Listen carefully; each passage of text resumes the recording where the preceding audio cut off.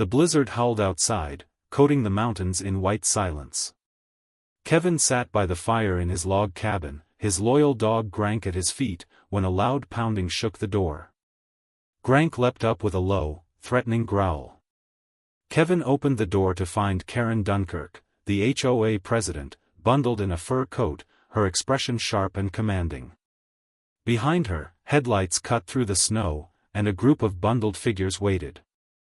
"Kevin," she announced, voice filled with authority, "this is a state of emergency. My cousins are stranded in the blizzard. Your cabin must be used as a shelter." Kevin narrowed his eyes. "My property isn't under HOA control. You know that, Karen. You and your cousins will have to find shelter elsewhere."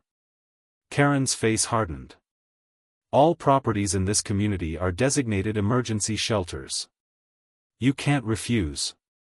If you do, there will be consequences."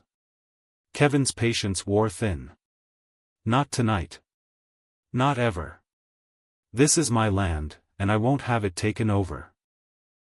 He shut the door, leaving Karen fuming in the snow. That night, Kevin sensed the fight had only just begun.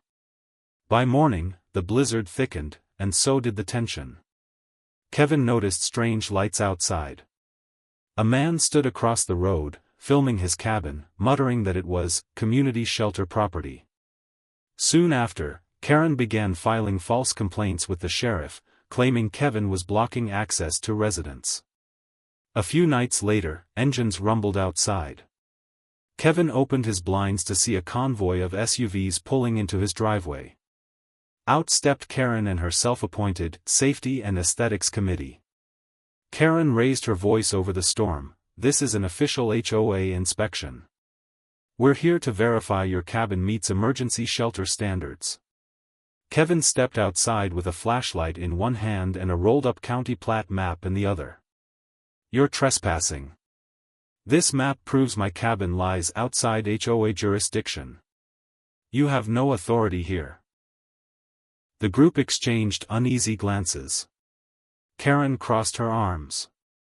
"You're making a mistake, Kevin. We'll remember this."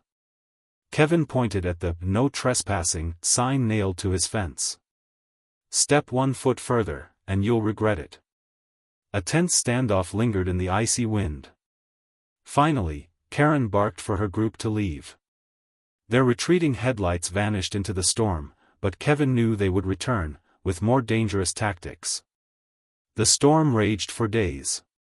Kevin fortified his cabin with tripwire alarms, trail cameras, and motion sensors. He wasn't paranoid, he was prepared.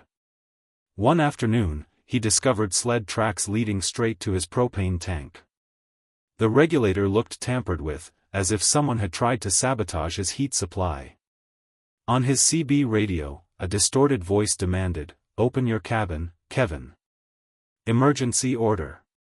He knew immediately, Karen's crew was still circling.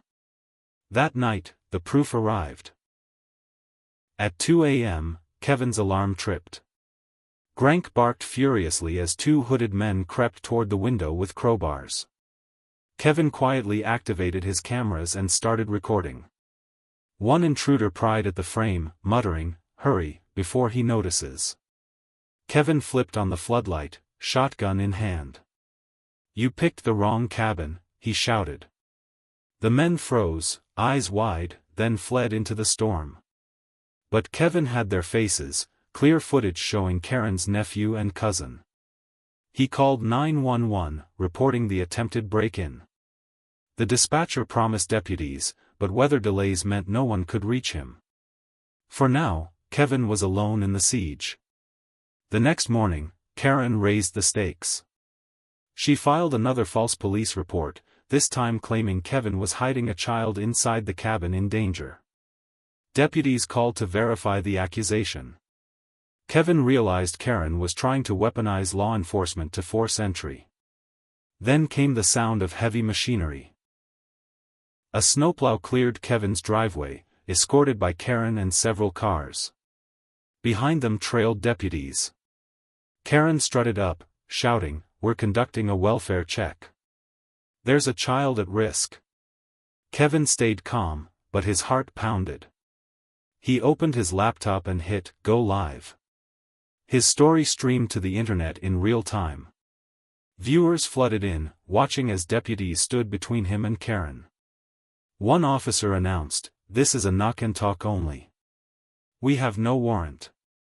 Karen screeched, "He's hiding my nephew's child inside." Just then, Karen's nephew tried to force the door with a bump key. Kevin's cameras caught everything. Deputies tackled him instantly. "That's attempted unlawful entry," said Deputy Moore. "You're under arrest." The live chat exploded with support for Kevin, exposing Karen's lies for the world to see. The storm finally began to break, but Karen's empire crumbled faster. Deputies searched her nephew's phone and uncovered a string of damning messages. Plans to break into unoccupied mountain homes, rental price lists, and group chats showing Karen's illegal rental scheme. The plan was clear: Karen used emergency shelter claims to seize homes, then rent them out for profit under the table. Her entire HOA committee was in on it. Karen was arrested on charges of conspiracy, false reporting, and wire fraud. Her nephew faced charges for attempted burglary. News of the scandal tore through the community, and the HOA board resigned in disgrace. In the weeks that followed, new bylaws were written to prevent abuse of power. Residents demanded accountability, and Karen's name became a warning in the valley. Kevin, at last, enjoyed peace in his cabin. Sitting by the fire with Grank at his side, he reflected on what the storm had taught him: resilience, preparation, and truth always outlast corruption. For him, the blizzard wasn't just weather, it was a battle for freedom, and he had won.